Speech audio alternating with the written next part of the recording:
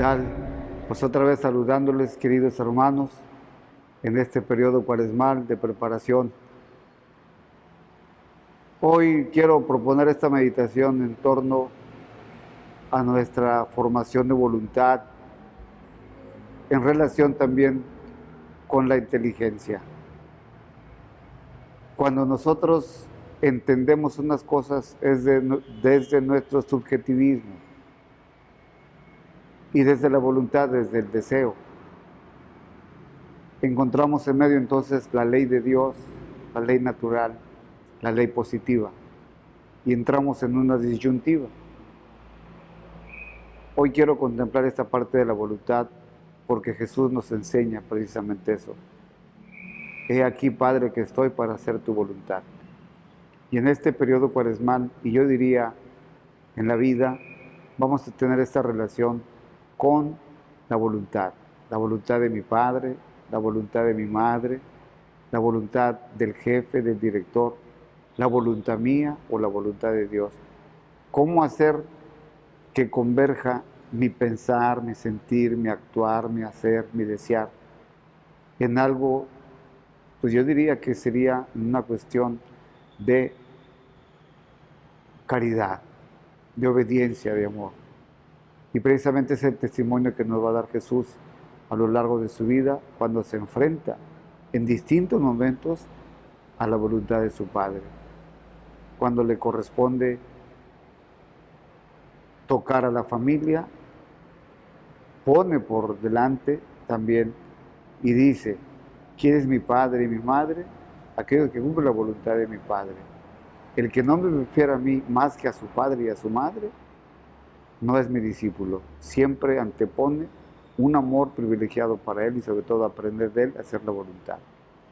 ¿Dónde viene también otro detalle de la voluntad? Cuando se siente abandonado por sus discípulos, cuando se siente traicionado por uno de sus discípulos. Pensar que es la voluntad del Padre, y cuando está también en el huerto de Getsemaní, cuando también tiene esa tentación de hacer a un lado la voluntad de su Padre. Y dice: que no, Padre, que no se haga mi voluntad sino la tuya. Ayúdame a beber este cáliz, ayúdame a pasar esta prueba. Y es con la ayuda de su Padre que va a hacer. Quizá el tentador, como lo hemos visto en estos días, es el que nos quiere apartar de la voluntad recta, cierta, correcta, buena, edificante, trascendente, que es la de Dios. Y nos quiere llevar en un momento, en un instante, a una situación de confort, a una situación a veces hasta donde no suframos, pero aparentemente. Cuando nosotros nos metemos en esa dimensión de hacer lo que el otro quiere sin consultar a Dios, hacer lo que yo quiero sin consultar a Dios, hacer lo que el otro me está diciendo por quedar bien, entonces sí, voy en contra de la voluntad, tanto mía como la voluntad de Dios. Aquí es donde nosotros, hermanos, tenemos que crecer. Hoy creo también, pasando un poco a la parte práctica de nuestra vida, yo creo que estamos moviéndonos en una polarización. Por un lado iría la voluntad de Dios y por otro lado la voluntad nuestra. Por un lado la voluntad del gobierno y la voluntad mía. Como que el bien y el mal se polarizan y entonces resulta un relativismo. Y yo creo que ahí entonces nosotros tenemos que ser así como muy maduros, ser muy maduros, muy conscientes que lo que estoy haciendo lo estoy haciendo pues en un discernimiento, porque San Ignacio de Loyola nos va a regalar que poder hacer ese sopesar mi deseo con el deseo de Dios, sopesar mi voluntad con la voluntad de Dios, sopesar la voluntad del otro con la voluntad de Dios, etcétera, me va a hacer llegar a un discernimiento.